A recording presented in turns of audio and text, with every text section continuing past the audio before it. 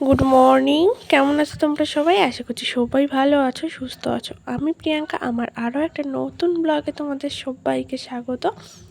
আমি না আজকের কথা বলছি না, কারণ আমাদের পাশেই রাস্তার ধারে কাজ হচ্ছে, তো তার জন্যই আমি ভয়েস ওভার দিচ্ছি না।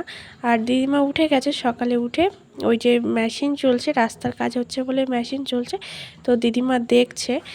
আর আমি তো কথা বলছিলাম কিন্তু একদমই শোনা যাচ্ছে না। তো সকাল থেকে উঠে গেছে, উঠে গিয়ে বাসি থালা বাসনগুলো বাইরে বের করে দিয়েছি। বেলা অবধি তো ঘরে রাখতে নেই, তো যার জন্য বাসি থালাগুলো বাইরে বের করে দিয়ে এখন ঘরের কাজ করব। চলো তোমাদেরকে একবার দেখাই। এখনও মানে থালা বাসনগুলো এখনও বের করেছি, কিন্তু এই যে হাঁড়ি বলো, আর আজকে তো কলসিতে জলও নেই, জল আনতে। তো চলো তোমাদেরকে দেখাই। এইখানে এই যে রাস্তার কাজ হচ্ছে, এই দেখো বড় বড় গাড়ি এসছে। আমাদের মানে রাস্তাটাই এমনই, মানে একটু ভাঙা মতন আছে, তো তো সেইগুলোই ঠিক করছে। চলো কাজগুলো করি, তারপরে আসছি। ঘরটা ঝাঁটিয়ে দিয়ে তারপরে আসলাম উঠোনটা ঝাঁটাতে। আর প্রতিদিনের এই নিত্যদিনের কাজ আমার না, কদিন ধরে আমি ঝাঁটা বাঁধার চেষ্টা করছি কিন্তু পাচ্ছিলাম না। পৌষ মাস ছিল, তো মাঘ মাস পড়তেই আগে ভালো করে ঝাঁটাটা বেঁধে নিয়েছি। তো ঝাঁটাটা কলে এসে এই যে মানে ধুয়ে নিচ্ছি। সকালবেলা ঝাঁটানোর পরে ঝাঁটাটা আমি ধুয়ে নিই। তো তারপরে এলাম ঘরে।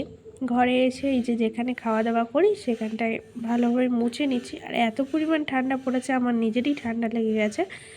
তো কলে জল এসছে, থালা বাসনগুলোও ধুয়ে নিলাম। আর সাজিয়ে রেখে দিয়েছি, দেখো আমি এইখানে সাজিয়ে রেখে দেই আর কাপড়টা উপরে চাপিয়ে দিই, যাতে এই ধুলোটা না পড়ে। এখন চা খাচ্ছি, দিদিমাকে আর বাবুকে দিয়েছি হরলিক্স, আর দিদিমা খাচ্ছে চা। এই যে বসে বসে রোদে বসে বসে খাচ্ছে।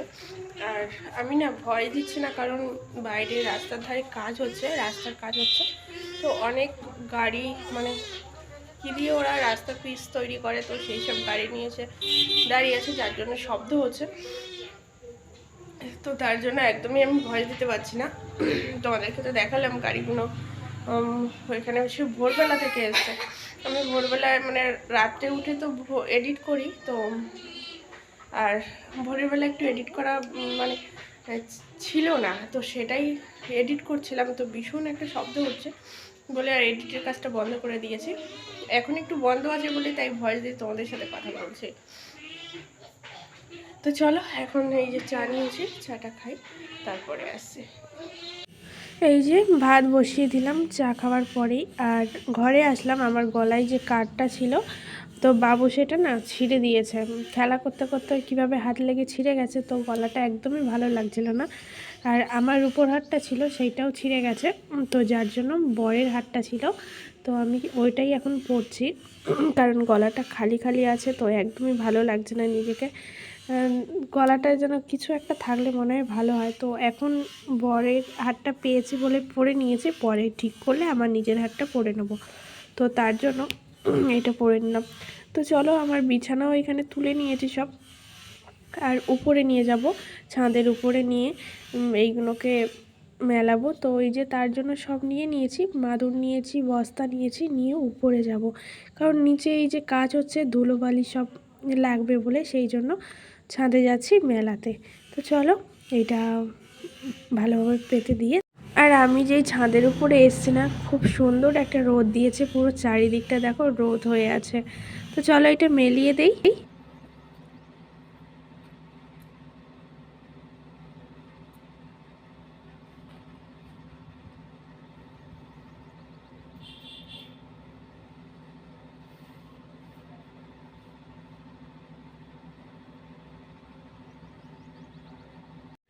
আমি যখন এই যে কাঁথা বালিশগুলো রোদে দিয়েছিলাম, তো তখন একটা কথা মনে পড়ছিল, মারা ঠিক শীতকালে এইরকম কাঁথা বালিশ রোদে দিত, গরম হবে রাত্রে শোবার জন্য। না হলে শীতকালে তো ভীষণ ঠান্ডা হয়ে যায়, আর রাত্রে শুতে গেলে আরও ঠান্ডা লাগে, তো যার জন্য একটু গরম করে নিলে জিনিসগুলো ঘুমোতে যাওয়ার সময় একটু গরম গরম একটু অনুভূতি হয়। তো দুটো দিদিমার রুমেরও লেপ কাঁথাগুলো নিয়ে এসেছি, আর আমার রুমেরও নিয়ে এসে এইগুলো রোদে দেওয়ার মতনই শুকিয়ে নিচ্ছি একটু।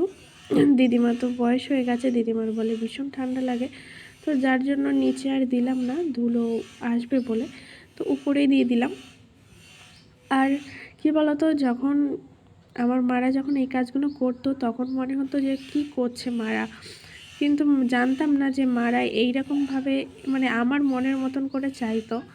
তো এই যে ছাদে এইগুলো রোদে দিয়ে দিলাম, আর এইবার না দরজাটা বন্ধ করে দেবো, কারণ বাবু যদি ছাদে আসে, আর ভীষণ ভয় লাগে ও ছাদে, ওকে আমি একদমই আসতে দেই না, কারণ ও ভীষণ ছটফট করে, তো যার জন্য ওকে ছাদে একদমই উঠতে দেই না।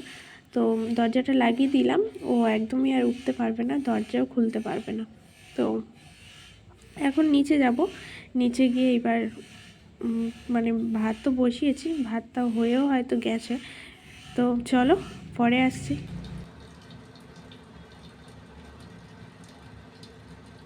দিদিমার জন্য তো ডয়রা কলা ভাতে দিয়েছি, দিদিমা পছন্দ করে ভীষণ। আর তারপরে এই যে বেগুন পোড়াবো, প্রথমে তেলটা দিয়ে ভালোভাবে, তারপরে বেগুনগুলো পোড়াবো। বাড়িতে বেগুন ছিল, তো ভাবলাম বেগুন পোড়া করি আজকে, তো তার জন্য বেগুনটা পোড়াচ্ছি। দিদিমার কাছ থেকে শুনে নিয়ে তারপরে বাড়িতে বড়রা থাকলে তাদের কাছ থেকে কিছু শুনে নিয়ে তাদের মন অনুযায়ী তারপরে নিজেকে সেই কাজটা করতে হবে। তো দেখো দিদিমা এই যে ডয়রা কলা খাচ্ছে, আর আমি এই যে বেগুন কাঁচা লঙ্কা দিয়ে নিয়েছি। এতে পেঁয়াজ দিলে ভালো হতো, কিন্তু আজকে যেহেতু মঙ্গলবার আমরা তো খাই না। আর খুব সুন্দর একটা রোদ দিয়েছে, ঘরের ভিতর না ভীষণ ঠান্ডা লাগছে, তো তার জন্য বাইরে এসে আনাজটা কেটে নিচ্ছি রোদে বসে। স্নানটা করে আসলাম, স্নানটা করে এখন যাব পুজো দিতে।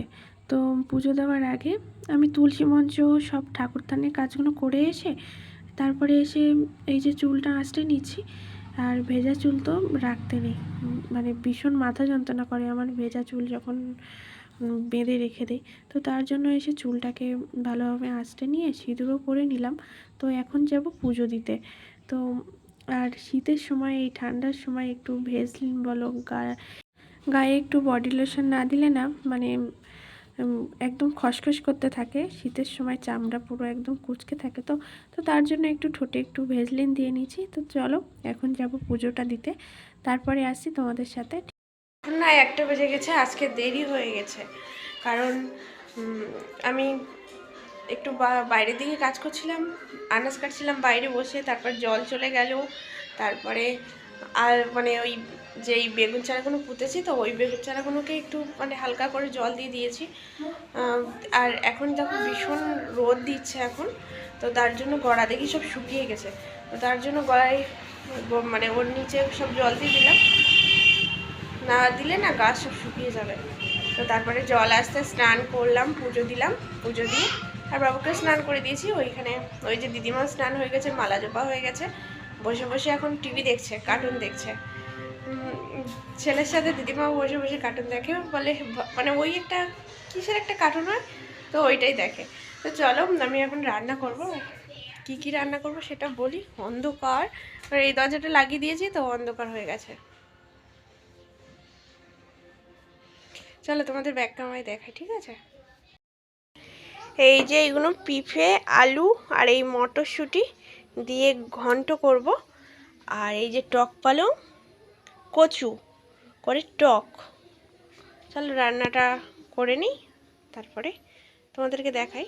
দেখো না, ঝোল করেছি, একটু গামাখা মাখা করেছি, আর এইখানে টক টক করলাম। সন্ধেবেলা দিদিমার জন্য চা করলাম, আর আমিও চা নেব, আর তার জন্য বিস্কুট নিয়েছি, দিদিমা বিস্কুট খাবে না। আর বাবু বসে বসে টিভি দেখছে, আর ওই যে ভাত খাচ্ছে বসে বসে সন্ধেবেলা। তো চলো এখন আজকে দিদিমা বলছে রুটি খাবে না, তো তার জন্য আজকে রুটিটা আজকে করব না। আর আমাদের এখানে না সন্ধেবেলা থেকে দেখি বর্ষা হচ্ছে, তো ঠান্ডাও ভীষণ পড়েছে। ঠিক আছে, পরে আসছি। আমরা চা খাওয়ার পরে বাবু তো বসে বসে ভাত খাচ্ছিল, তো বাবু না দুপুরবেলা ঘুমায়নি, তো যার জন্য ওকে সকালটা নিয়ে ভাতটা খাইয়ে দিয়ে এই যে ওর জন্য বিছানা করে দিয়েছি, ওকে এখন ঘুম পাড়াবো। কারণ ও সন্ধ্যেবেলা থেকে ঘুমালে আবার মানে সারাদিন তো ঘুমায়নি, তো এখন ঘুম পাড়িয়ে দিলেও ঘুমিয়ে যাবে।